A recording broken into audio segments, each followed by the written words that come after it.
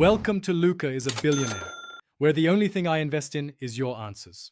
Hello everyone. In this video, I will explain how to remove a GMC Sierra front bumper using an easy method.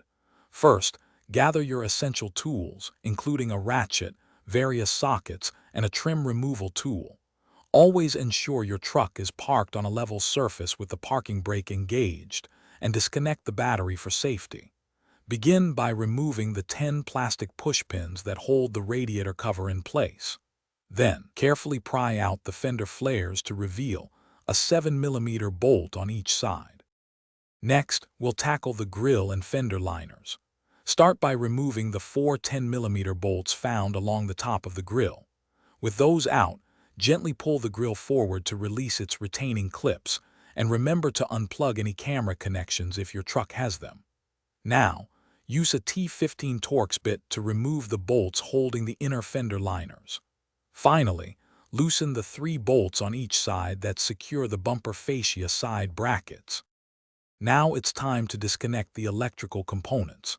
Carefully unplug the electrical connectors for your fog lights on both the driver and passenger sides of the bumper.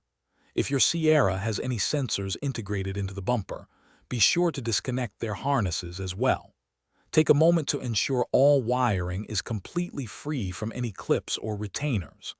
This step is crucial to prevent damage when the bumper is removed, so double-check everything. We're almost there. Now, remove the 4 main 18mm bumper bolts that secure the bumper to the front of the frame. These are typically found in front of the radiator. Next, unfasten the 2 15mm side brace bolts, one on each side.